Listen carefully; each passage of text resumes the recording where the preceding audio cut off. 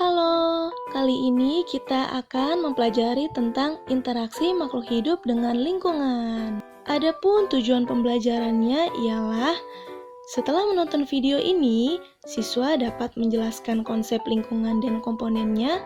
Siswa dapat mengidentifikasi komponen biotik dan abiotik dalam lingkungan, dan siswa dapat menjelaskan pola interaksi dalam ekosistem. Nah, sebelumnya kalian tahu nggak sih apa itu lingkungan? Lingkungan secara umum dapat diartikan sebagai segala sesuatu di luar individu yang merupakan sistem yang kompleks sehingga dapat memengaruhi satu sama lain. Sedangkan lingkungan hidup adalah suatu kesatuan hidup antara kondisi fisik yang mencakup keadaan sumber daya alam seperti tanah, air, energi surya, mineral, serta flora dan fauna yang tumbuh di atas tanah maupun di dalam lautan. Lingkungan hidup terdiri atas dua komponen, yaitu komponen biotik yang terdiri atas makhluk hidup seperti manusia, hewan, dan tumbuhan. Lalu ada komponen abiotik yang terdiri atas benda-benda tidak hidup, diantaranya ialah air, tanah, dan cahaya. Hubungan kehidupan dari lingkungan hidup digambarkan dalam suatu ekosistem. Nah, kalian tahu nggak nih, apa sih yang dimaksud ekosistem? Ekosistem adalah suatu sistem ekologi yang terbentuk dari hubungan timbal balik antar makhluk hidup dengan lingkungannya. Selanjutnya, apa saja pola yang dibentuk oleh interaksi dalam ekosistem? Yang pertama, ada interaksi antara makhluk hidup dengan makhluk hidup yang lain. Interaksi ini dapat terjadi melalui rangkaian peristiwa makan dan dimakan, di antaranya seperti rantai makanan. Rantai makanan adalah aliran energi dan siklus materi di suatu komunitas yang tampak jelas pada peristiwa makan dan dimakannya anggota komunitas oleh anggota komunitas lainnya. Lalu ada jaring-jaring makanan. Jaring-jaring makanan adalah saling keterkaitan antar rantai-rantai makanan yang terdapat pada suatu komunitas yang akan membentuk aliran energi dan siklus materi yang lebih luas. Lalu ada piramida makanan. Piramida makanan adalah gambaran perbandingan komposisi jumlah biomassa dan energi dari produsen sampai konsumen puncak dalam suatu ekosistem. Komposisi biomassa dan jumlah energi terbesar terdapat pada produsen yang menempati dasar piramida.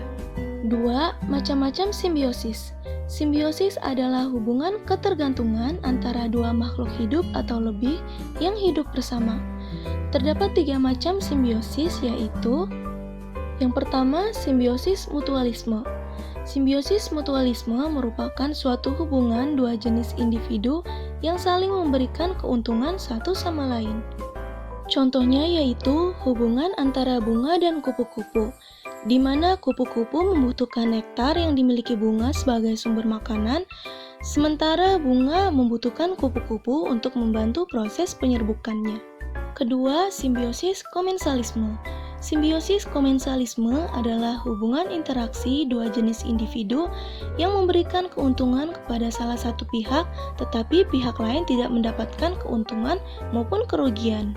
Contohnya yaitu antara tanaman anggrek dan pohon mangga, di mana tanaman anggrek mendapatkan keuntungan berupa tempat hidup, sedangkan pohon mangga tidak mendapat keuntungan maupun kerugian dari keberadaan tanaman anggrek tersebut.